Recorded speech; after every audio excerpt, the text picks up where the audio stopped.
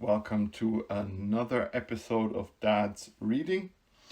We continue with our journey along the side of Dorothy, the lion, the Scarecrow, and the Tin Man down the yellow brick road. Chapter 7. The Journey to the Great Oz. They were obliged to camp out that night under a large tree in the forest, for there were no houses near.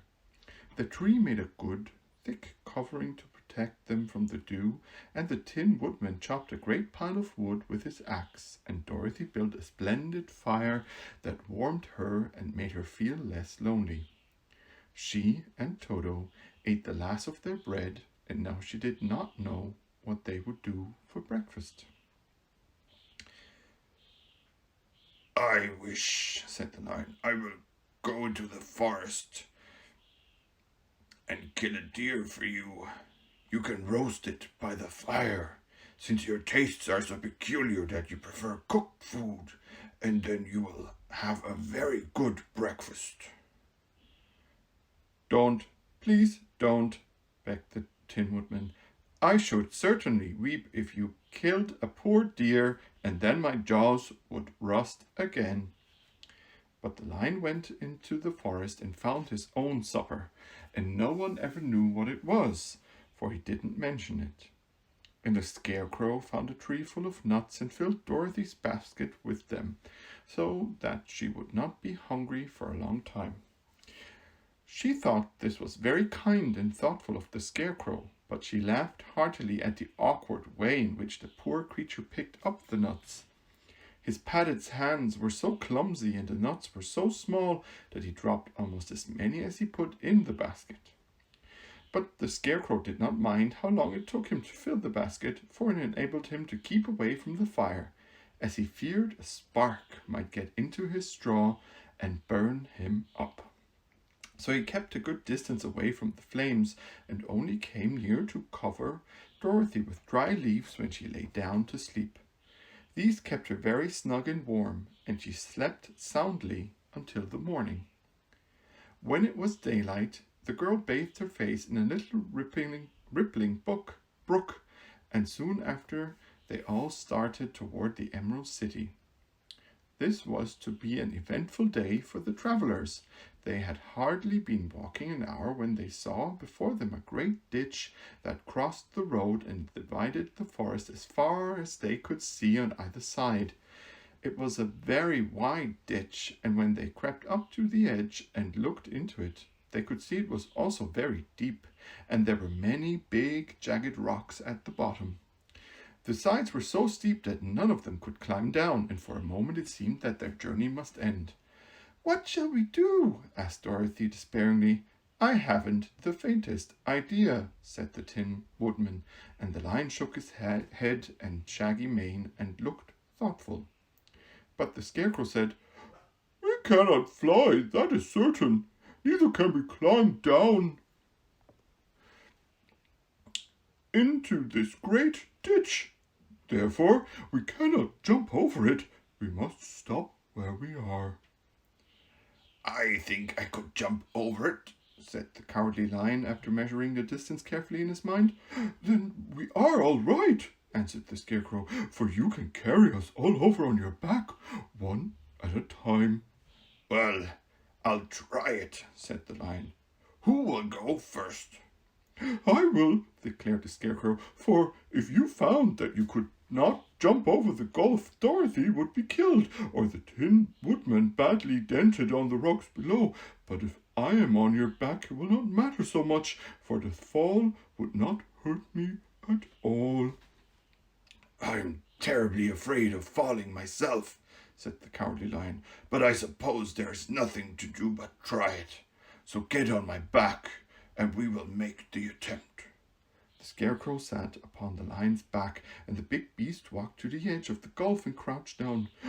"Why don't you run and jump?" asked the Scarecrow. "Because that isn't the way we lions do things," he replied. Then, giving a great spring, he shot through the air and landed safely on the other side. They were all greatly pleased to see how easily he did it, and after the Scarecrow had got down from his back, the lion sprang across the ditch again. Dorothy thought she would go next, so she took Toto in her arms and climbed on the lion's back, holding tightly to his mane with one hand. The next moment it seemed as if she were flying through the air, and then, before she had time to think about it, she was safe on the other side.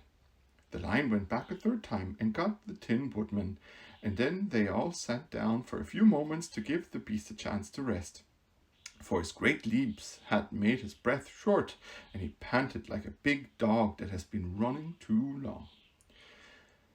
They found the forest very thick on this side, and it looked dark and gloomy. After the lion had rested, they started along the road of yellow brick, silently wondering, each in his own mind, if ever they would come to the end of the woods and reach the bright sunshine again. To add to their discomfort, they soon heard strange noises in the depths of the forest, and the lion whispered to them that it was in this part of the country that the Kalidas lived. "What are the Kalidas?" asked the girl. They are monstrous beasts with bodies like bears and heads like tigers, replied the lion, and with claws so long and sharp that you could tear me in two as easily as I could kill Toto. I'm terribly afraid of the Kalidas." "I'm not surprised that you are," returned Dorothy. "They must be dreadful beasts." The lion was about to reply when suddenly they came to another gulf across the road, but this one was so broad and deep that the lion knew at once he could not leap across it. So they sat down to consider what they should do, and after serious thought, the Scarecrow said, "Here is a great tree standing close to the ditch. If the Tin Man can chop it down so that it will fall to the other side, we can walk across it easily." "That is a first-rate idea," said the lion. "One would almost suspect you had brains in your head instead of straw." The woodman set to work at once, and so sharp was his axe that the tree was soon chopped nearly through. Then the lion put his strong front legs against the tree and pushed with all his might, and slowly the big tree tipped and fell with a crash across the ditch, with its top branches on the other side.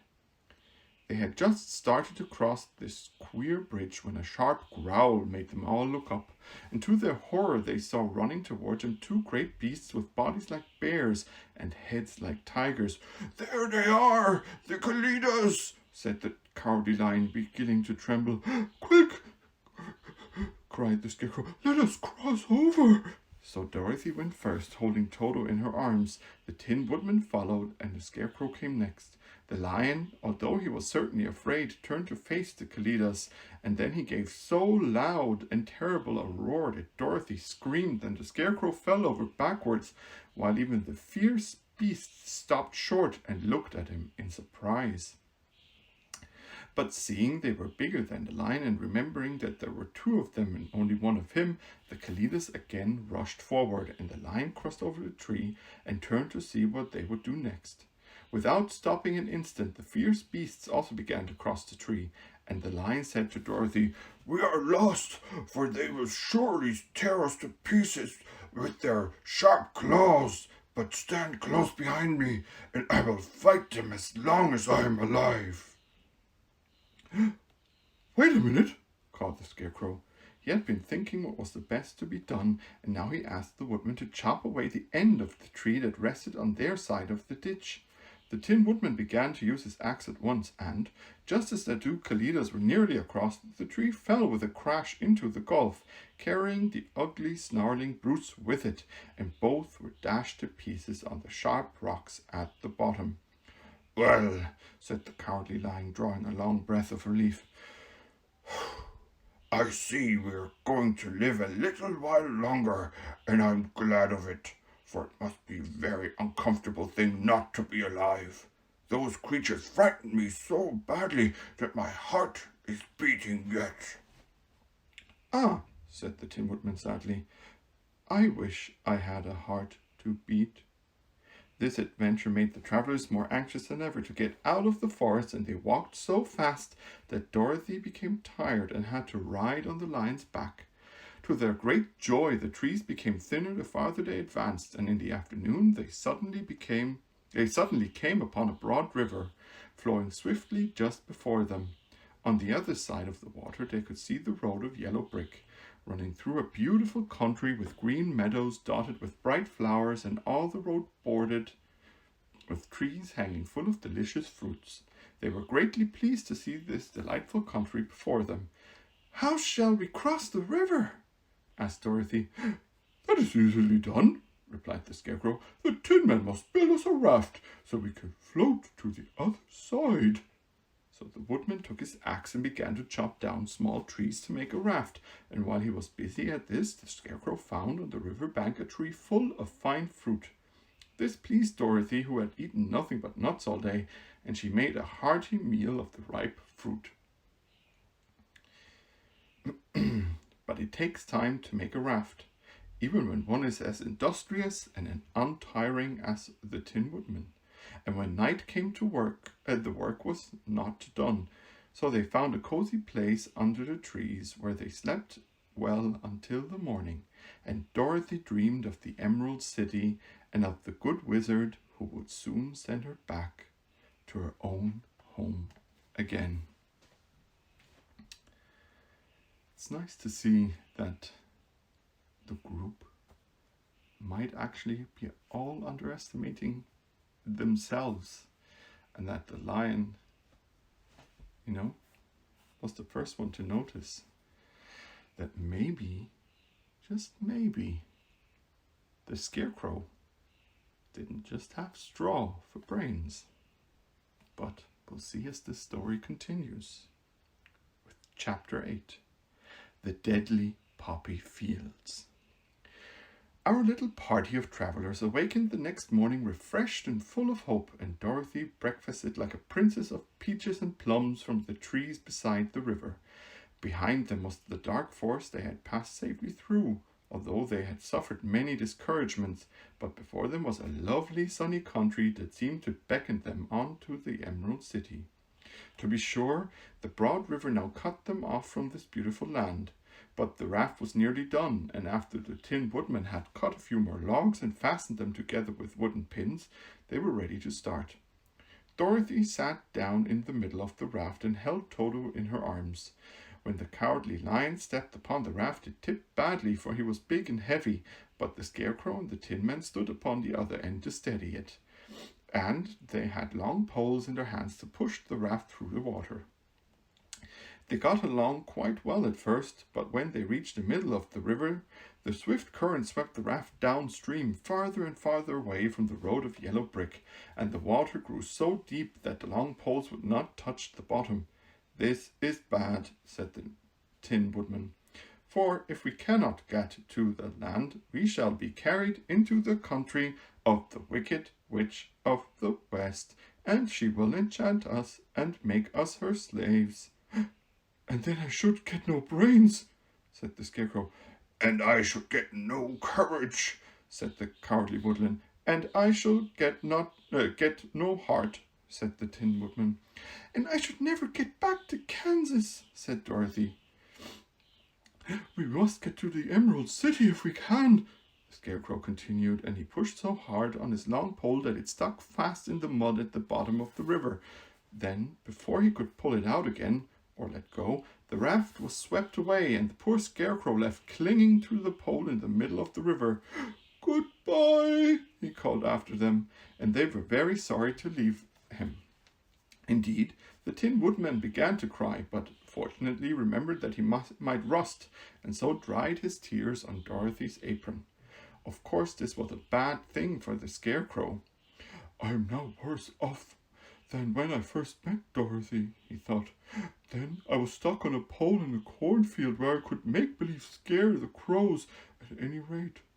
But surely there is no use for a Scarecrow stuck on a pole in the middle of a river. I am afraid I shall never have any brains after all." Down the stream the raft floated, and the poor Scarecrow was left far behind. Then the Lion said, Something must be done to save us. I think I can swim to the shore and pull the raft after me, if you will only hold fast to the tip of my tail." So he sprang into the water, and the Tin Woodman caught fast hold of his tail. Then the lion began to swim with all his might toward the shore. It was hard work, although he was so big, but by and by they were drawn out of the current. And then Dorothy took the Tin Man's long pole and helped push the raft to the land. They were all tired out when they reached the shore at last and stepped off upon the pretty green grass. And they also knew that the stream had carried them a long way past the road of yellow brick that led to the Emerald City. "What shall we do now?" asked the Tin Man, as the lion lay down on the grass to let the sun dry him. "We must get back to the road in some way," said Dorothy. "The best plan will be to walk along the river bank until we come to the road again," remarked the lion. So, when they were rested, Dorothy picked up her basket and they started along the grassy bank to the road from which the river had carried them.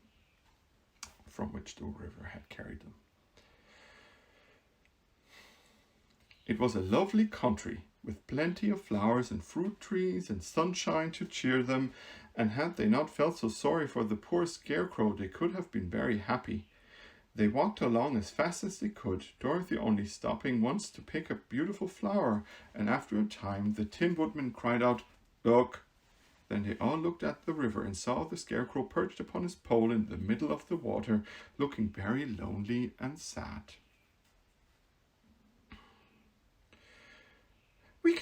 What can we do to save him?" asked Dorothy. The lion and the woodman both shook their heads, for they did not know. So they sat down upon the bank and gazed wistfully at the Scarecrow until a stork flew by, who, upon seeing them, stopped to rest at the water's edge. "Who are you, and where are you going?" asked the stork.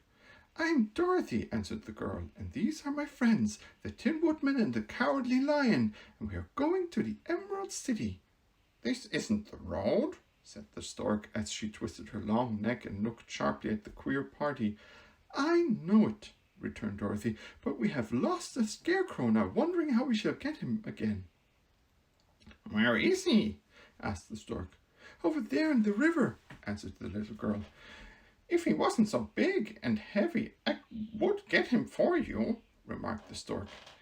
"He isn't heavy a bit," said Dorothy eagerly, "for he is stuffed with straw. And if you will bring him back to us, we shall thank you ever and ever so much." "Well, I'll try," said the stork, "but if I find he is too heavy to carry, I shall have to drop him in the river again." So the big bird flew into the air and over the water till she came to where the Scarecrow was perched upon his pole. Then the stork with her great claws grabbed the Scarecrow by the arm and carried him up into the air and back to the bank where Dorothy and the lion and the Tin Woodman and Toto were sitting. When the Scarecrow found himself among his friends again, he was so happy that he hugged them all, even the lion and Toto. And as they walked along, he sang, "Tol-de-ri-de-hoo." At every step he felt so gay. "I was afraid I should have to stay in the river forever," he said, "but the kind stork saved me, and if I ever get any brains I shall find the stork again and do her some kindness in return." "That's all right," said the stork, who was flying along beside them. "I was always like to help anyone in trouble, but I must go now, for my babies are waiting in the nest for me. I hope you will find the Emerald City and that Oz will help you." "Thank you," replied Dorothy, and then the kind stork flew into the air and was soon out of sight. They walked along listening to the singing of the brightly colored birds and looking at the lovely flowers which now became so thick that the ground was carpeted with them. There were big yellow and white and blue and purple blossoms, besides great clusters of scarlet poppies, which were so brilliant in color they almost dazzled Dorothy's eyes. "Aren't they beautiful?" asked the girl, as she breathed in the spicy scent of the bright flowers. "I suppose so," answered the Scarecrow. "When I have brains I shall probably like them better." "If only I had a heart, I should love them," added the Tin Woodman. "I always did like flowers," said the lion. "They seem so helpless and frail, but there are none in the forest so bright as these. They now came upon more and more of the big scarlet poppies and fewer of the other flowers, and soon they found themselves in the midst of a great meadow of poppies. Now, it is well known that when there are many of these flowers together, their odor is so powerful that anyone who breathes it falls asleep, and if the sleeper is not carried away from the scent of flowers, he sleeps on forever. But Dorothy did not know this, nor could she get away from the bright red flowers that were everywhere about. So presently her eyes grew heavy, and she felt she must sit down to rest and to sleep. But the Tin Man would not let her do this. "We must hurry and get back to the road of yellow brick before dark," he said, and the Scarecrow agreed with him. So they kept walking until Dorothy could stand no longer. Her eyes closed in spite of herself, and she forgot where she was and fell among the poppies fast asleep. "What shall we do?" asked the Tin Woodman. If we leave her here, she will die, said the Lion. The smell of the flowers is killing us all. I myself can scarcely keep my eyes open, and the dog is asleep already. It was true. Toto had fallen down beside his little mistress. But the Scarecrow and the Tin Man, not being made of flesh, were not troubled by the scent of the flowers. "Run fast," said the Scarecrow to the Lion, "and get out of this deadly flower bed as soon as you can. We will bring the little girl with us, but if you should fall asleep, you are too big to be carried." So the Lion aroused himself and bounded forward as fast as he could go. In a moment he was out of sight. "Let us make a chair with our hands and carry her," said the Scarecrow. So they picked up Toto and put the dog in Dorothy's lap. And then they made a chair with their hands for the seat and their arms for the arms, and carried the sleeping girl between them through the flowers. On and on they walked, and it seemed that the great carpet of deadly flowers that surrounded them would never end. They followed the bend of the river, and at last came upon their friend the Lion, lying fast asleep among the poppies. The flowers had been too strong for the huge beast, and he had given up at last, and fallen only a short distance from the end of the poppy bed, where the sweet grass spread in beautiful green fields before them. "What can we do? We can do nothing for him," said the Tin Man sadly, "for he is much too heavy to lift. We must leave him here to sleep on forever, and perhaps he will dream that he has found courage at last." "I'm sorry," said the Scarecrow. "The Lion was a very good comrade for one so cowardly. But let us go on." They carried the sleeping girl to a pretty spot beside the river, far enough from the poppy field to prevent their breathing any more of the poison of the flowers. And here they laid her gently on the soft grass and waited for the fresh breeze to waken her. Very nice. Interesting story.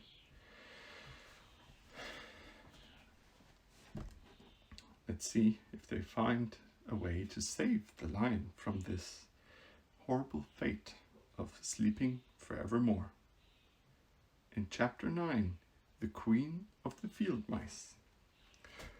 "We cannot be far from the road of yellow brick now," remarked the Scarecrow as he stood beside the girl, "for we have come nearly as far as the river carried us away." The Tin Woodman was about to reply when he heard a low growl, and turning his head, which worked beautifully on hinges, he saw a strange beast come bounding over the grass towards them. It was indeed a great yellow wildcat, and the Woodman thought it must be chasing something, for its ears were lying close to its head, and its mouth was wide open, showing 2 rows of ugly teeth, while its red eyes glowed like balls of fire. As it came nearer, the Tin Woodman saw that running before the beast was a little grey field mouse, and although he had no heart, he knew it was wrong for the wildcat to try to kill such a pretty, harmless creature. So the Woodman raised his axe, and as the wildcat ran by, he gave it a quick blow that cut the beast's head clean off from its body, and it rolled over at his feet in 2 pieces. The field mouse, now that it was freed from its enemy, stopped short, and coming slowly up to the Woodman, it said in a squeaky little voice, "Thank you. Thank you ever so much for saving my life." "Don't speak of it, I beg of you," replied the Woodman. "I have no heart, you know, so I am careful to help all those who may need a friend, even if it happens to be only a mouse."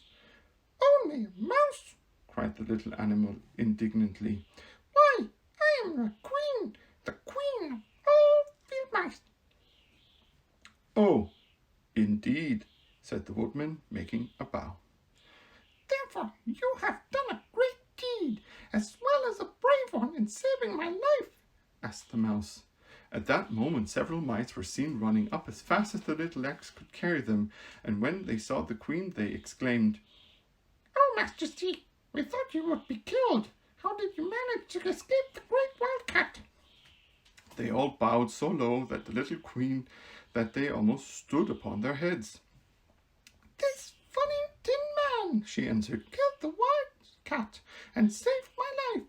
So hereafter you must all serve him and obey his slightest wish." "We will!" cried all the mice in a shrill chorus, and then they scampered in all directions, for Toto had awakened from his sleep, and seeing all these mice around him, he gave one bark of delight and jumped right into the middle of the group.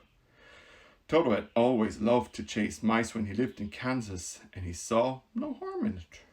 But the Tin Woodman caught the dog in his arms and held him tight, while he called to the mice, come back, Toto shall not hurt you." At this, the queen of the mice stuck her head out from underneath a clump of grass and asked in a timid voice, "Are you sure he will not bite us?" "I will not let him," said the woodman, "so don't be afraid." One by one the mice came creeping back, and Toto did not bark again, although he tried to get out of the woodman's arms and would have bitten him had he not known very well he was made of tin. Finally, one of the biggest mice spoke. "Is there anything we can do to repay you for saving the life of our queen?" "Nothing that I know of," answered the woodman. But the Scarecrow, who had been trying to think but could not because his head was stuffed with straw, said quickly, "Oh, yes, you can save our friend, the Cowardly Lion, who is asleep in the poppy bed." "A lion!" cried the little queen. "Why, he would eat us all up." "Oh, no," declared the Scarecrow. "The lion is a coward." "Really?" asked the mouse. "He says so himself," answered the Scarecrow, "and he would never hurt anyone who is our friend. If you will help us to save him, I promise that he shall treat you all with kindness." "Very well," said the queen. "We must trust you. But what shall we do?" "Are there many of these mice which call you queen and are willing to obey you?" "Oh, yes, there are thousands," she replied. "Then send for them all to come here as soon as possible, and let each one bring a long piece of string." The queen turned to the mice that attended her and told them to go at once and get all her people. As soon as they heard her orders, they ran away in every direction as fast as possible. "Now," said the Scarecrow to the Tin Woodman, "you must go to those trees by the riverside and make a truck that will carry the lion." So the woodman went at once to the trees and began to work, and he soon made a truck out of the limbs of trees, from which he chopped away all the leaves and branches. He fastened it together with wooden pegs and made the four wheels out of short pieces of a big tree trunk. So fast and so well did he work that by the time the mice began to arrive, the truck was all ready for them. They came from all directions, and there were thousands of them, big mice and little mice and middle-sized mice, and each one brought a piece of string in his mouth. It was about this time that Dorothy woke from her long sleep and opened her eyes. She was greatly astonished to find herself lying upon the grass with thousands of mice standing around and looking at her timidly. But the Scarecrow told her about everything and turned to the dignified little mouse. He said, "Permit me to introduce you to Her Majesty, the Queen." Dorothy nodded gravely, and the Queen made a curtsy, after which she became quite friendly with the little girl. The Scarecrow and the Woodman now began to fasten the mice to the truck, using the strings they had brought. One end of a string was tied around the neck of each mouse and the other end to the truck. Of course, the truck was 1,000 times bigger than any of the mice who were to draw it. But when all the mice had been harnessed, they were able to pull it quite easily. Even the Scarecrow and the Tin Man could sit on it, and were drawn swiftly by their queer little horses to the place where the lion lay asleep. After a great deal of hard work, for the lion was heavy, they managed to get him up on the truck. Then the queen hurriedly gave her people the order to start, for she feared if the mice stayed among the poppies too long, they also would fall asleep. At first, the little creatures, many though they were, could hardly stir the heavily loaded truck, but the woodman and the scarecrow both pushed from behind, and they got along better. Soon they rode the lion out of the poppy bed to the green fields, where he could breathe the sweet, fresh air again, instead of the poisonous scent of the flowers. Dorothy came to meet them and thanked the little mice warmly for saving her companion from death. She had grown so fond of the big lion she was glad he had been rescued. Then the mice were unharnessed from the truck and scampered away through the grass to their homes. The queen of the mice was last to leave. "If ever you need us again," she said, "come out into the field and call, and we shall hear you and come to your assistance. Goodbye." "Goodbye," they all answered, and away the queen ran, while Dorothy held Toto tightly lest he should run after her and frighten her. After this, they sat down beside the lion until he should awaken, and the Scarecrow brought Dorothy some fruit from a tree nearby. After this, they sat down beside the lion until he should awaken, and the Scarecrow brought Dorothy some fruit from a tree nearby, which she ate for her dinner. So, that was our final chapter for today. It's a nice book, I feel. It's interesting with all the little mice, pulling the lion out of the poppy field on the wagon or the truck. So yeah, the Scarecrow is showing some ingenuity for someone who has straw for brains. Okay. That was fun. At least I enjoyed it. I hope you did too. And thank you for watching. Thank you for listening if you're a podcast listener. And as always, Project Dad, Dad's Reading, Steve is out.